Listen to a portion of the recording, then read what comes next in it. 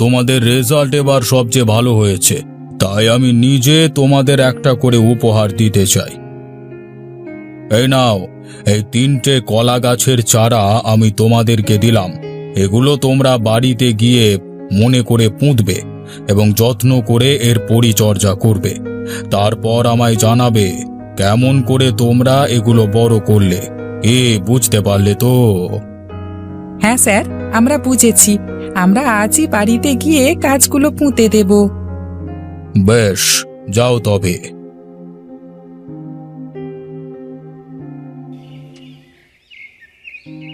এটা আবার কি আনলি রে? ইস, এই তোর ভালো রেজাল্টের উপহার। তোদের স্কুলটা দেখছি একেবারে গেঁয়ো। যা, ওটা বাইরে রেখে দে, কাল মালি এলে বাগানে লাগিয়ে দেবে। না মা, মাস্টার মশাই বলেছেন এটা আমাদের নিজের হাতে লাগাতে। না না, তোমায় গাছ লাগাতে হবে না। তোমাকে স্কুলে পাঠানো হয়েছে পড়াশোনা শিখে বড় হওয়ার জন্য, চাষা হওয়ার জন্য নয়। যাও এখন বই নিয়ে পড়তে বসো গিয়ে। কি স্কুল বলো তো? পড়াশুনো না শিখিয়ে গাছ লাগানো শেখাচ্ছে।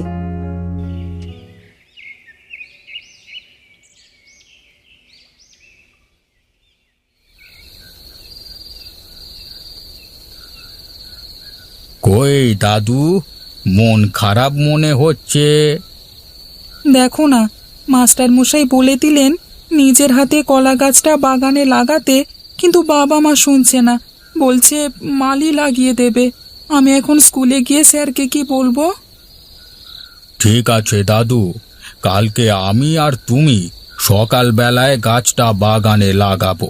তুমি স্যারকে গিয়ে বলতে পারবে যে তুমি গাছটা বাগানে লাগিয়েছো। কেমন, ঠিক আছে?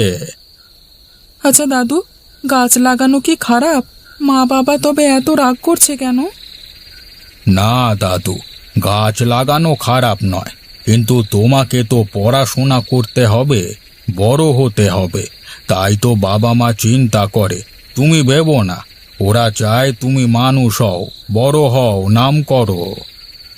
গাছ লাগালে কি বড় হওয়া যায় না দাদু? গাছ লাগানো তো ভালো, তাই না দাদু? হ্যাঁ দাদু ভাই, গাছ লাগানো তো ভালো।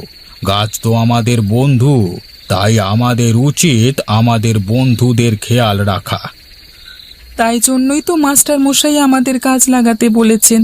তিনি বলেছেন আমরা যদি সবাই একটা করে গাছ লাগাই, তাহলেই আমরা অনেকগুলো গাছ লাগাতে পারবো, আর সেইগুলো সব বড় হয়ে আমাদের সবাইকে ফল দেবে, ফুল দেবে, ছায়া দেবে, কাঠ দেবে, মধু দেবে, আরো কত কি দেবে।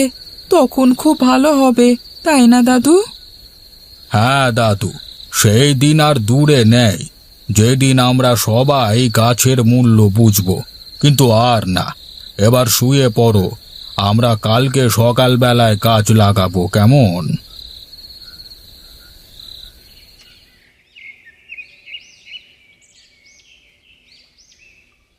এই গাছ কবে বড় হবে বাবা? সে এখন দেরি আছে। আগে এই গাছ বড় হবে, ফুল দেবে, তারপর ফল দেবে। ততদিন ধরে আমাদের গাছটাকে বাঁচিয়ে রাখতে হবে, জল দিতে হবে, খাবার দিতে হবে। গাছ কি খায় বাবা? গাছও আমাদের মতো খাবার খায়। মাটিতে সার মিশিয়ে সেটা গাছের গোড়ায় দিতে হয়, সেটাই হলো গাছের খাবার। তাছাড়া গাছ সূর্যের আলো থেকেও নিজেই খাবার বানিয়ে নেয়। বড় হলে তুমি আরও জানতে পারবে। বাবা, ঝড় বৃষ্টি হলে গাছেরও কি জ্বর কাশি হয়? হ্যাঁ, গাছেরও অসুখ বিসুখ হয়। তখন গাছ শুকিয়ে যায়, কিংবা পাতা হলুদ হয়ে যায়, অথবা পোকায় ধরে। তখন কি ডাক্তার ডাকতে হয় বাবা? হ্যাঁ, ডাক্তারের কাছে যেতে হয় বৈকি। তখন ডাক্তার বলে দেয় গাছে কি হয়েছে আর কি ওষুধ দিতে হবে। তারপর সেই সব ওষুধ নিয়ম করে দিলেই গাছ আবার সেরে ওঠে। ব্যাস। কি মজা, কি মজা! এবার স্কুলে যেতে হবে, নইলে দেরি হয়ে যাবে তো।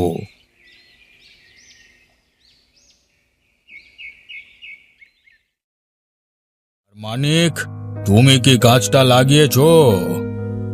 হ্যাঁ মাস্টার মশাই, আমি আমাদের জমিতে গাছটা লাগিয়ে দিয়েছি। খুব ভালো। এবার থেকে তোমরা প্রতিদিন খেয়াল করবে গাছটা কিভাবে বড় হচ্ছে। মনে রাখবে, গাছ আমাদের বন্ধু, তাই আমাদের গাছেদের খেয়াল রাখতে হবে, যত্ন নিতে হবে। যদি গাছ না বাঁচে তবে আমরাও বাঁচব না। তাই গাছকে বাঁচিয়ে রাখা খুবই দরকার। তোমরা নিশ্চয়ই জানো গাছ আমাদের কত উপকার করে। হ্যাঁ মাস্টার মশাই, গাছ আমাদের ফল দেয়, ফুল দেয়, মধু দেয়। শুধু তাই নয়, আমরা যে ভাত, ডাল, শাকসবজি এসব খাই, এসবই গাছ আমাদের দেয়। এছাড়া গাছ থেকে আমরা পাই কাঠ, কাগজ, সুতো, তুলো, চিনি, তেল, ওষুধ আর নিঃশ্বাস নেওয়ার প্রয়োজনীয় অক্সিজেন। আরও কত কি যে পাই তার কোনো হিসেব নেই। পৃথিবীতে গাছ আছে বলেই আমরা নিশ্চিন্তে জীবন ধারণ করতে পারি। যদি কখনো এই পৃথিবী থেকে গাছ নিশ্চিহ্ন হয়ে যায় তবে জানবে মানুষ খুব বিপদে পড়বে। তাই আমাদের খেয়াল রাখতে হবে কোনোদিন যেন পৃথিবী থেকে গাছ নিশ্চিহ্ন না হয়ে যায়। আমাদের সবাইকেই গাছ লাগাতে হবে এবং সবাইকে গাছ লাগানোর উৎসাহ দিতে হবে। ব্যাস, আর না। এবার যাও, ক্লাস শুরু হয়ে যাবে।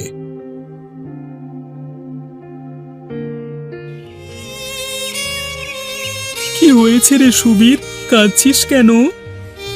আমাদের এখানে ডাকলি কেন? কিছু বলবি? হ্যাঁ ভাই, কিছু বলবো বলি তো তোদেরকে এখানে ডেকেছি। আমরা এখান থেকে চলে যাচ্ছি, সবাই চলে যাচ্ছে এখান থেকে। কোথায় চলে যাচ্ছিস তোরা? শহরে? না, এই দেশ ছেড়ে চলে যাচ্ছি আমরা। আমরা এখন থেকে বিদেশে থাকবো, সেখানেই পড়াশুনো করব। তুই আর কখনো এখানে ফিরে আসবি না? জানি না রে, মা বাবা যদি কখনো না ফেরে আমার আর ফিরে আসা হবে না। তোর সঙ্গে আর দেখা হবে না ভেবে বুকটা ফেটে যাচ্ছে ভাই। আমারও খুব কষ্ট হচ্ছে তোদের সবাইকে ছেড়ে যেতে, কিন্তু কি করব বল? মা বাবা যদি চলে যায় তবে আমাকেও তো যেতে হবে। কিন্তু আমি যখন চলে যাব তোরা আমায় ভুলে যাবি না তো? না রে সুবীর, আমরা তোকে ভুলবো না। তুই কিন্তু আমাদের চিঠি লিখবি, তোর ঠিকানা পাঠিয়ে দিবি, আমরাও তোকে চিঠি লিখব। হ্যাঁ, আমি লিখব। আর আমি যখন একদিন বড় হয়ে যাব তখন নিশ্চয়ই একদিন তোদের সাথে দেখা করতে এখানে ফিরে আসব। ওখানে ভালো করে থাকবি ভাই, পড়াশুনো করে অনেক বড় হবি। আমরা তোর ফিরে আসবার অপেক্ষা করব। হ্যাঁ ভাই, তোরাও ভালো থাকবি, পড়াশুনো করবি মন দিয়ে। মন দিয়ে পড়াশুনো করলে তোরাও একদিন বড় হয়ে আমার কাছে যেতে পারবি। আচ্ছা ভাই, আমি এখন আসি। আমাদের এখনই তৈরি হয়ে বেরিয়ে যেতে হবে। আর শোন, আমি যখন থাকবো না তখন তোরা আমার এই কাজটার যত্ন নিবি। ঠিক আছে ভাই, চিন্তা করিস না, আমরা তোর গাছের খেয়াল রাখবো।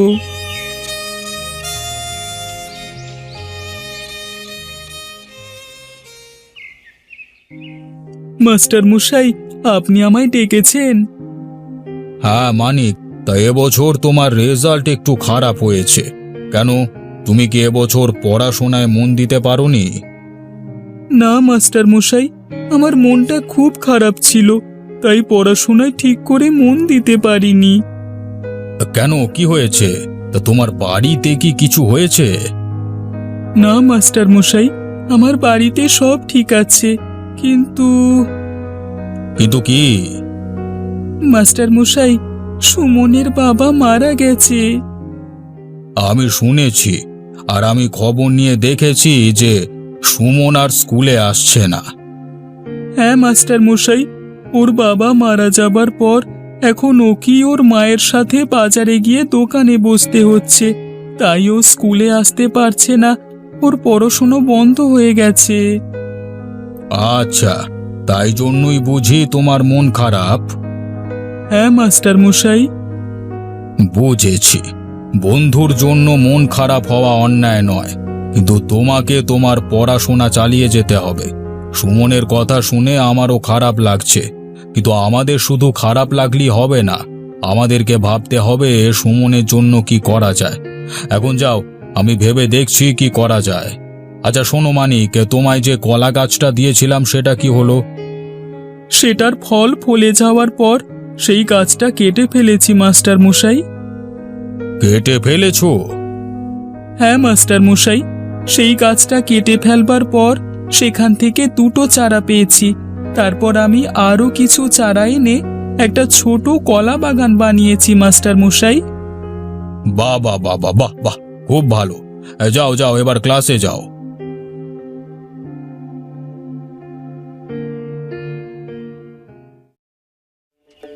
মানিক, মানিক, মানিক!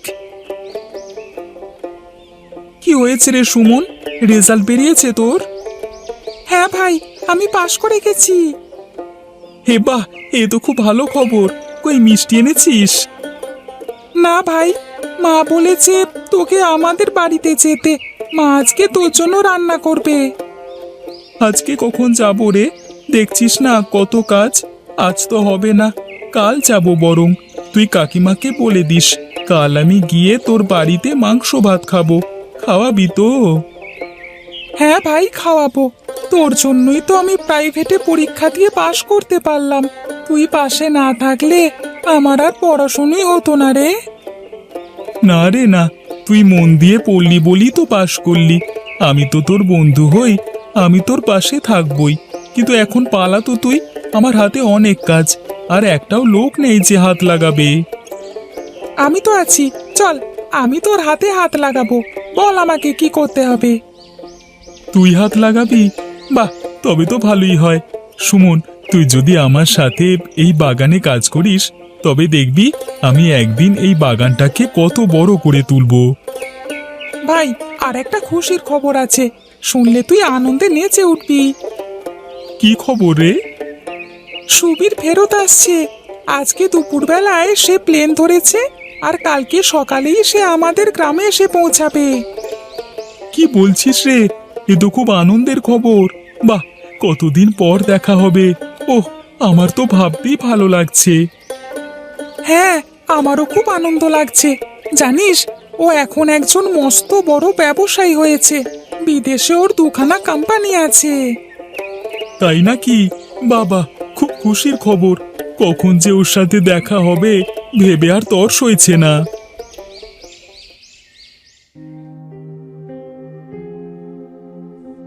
তোমায় আরেকটু ভাত দিই বাবা সুবীর?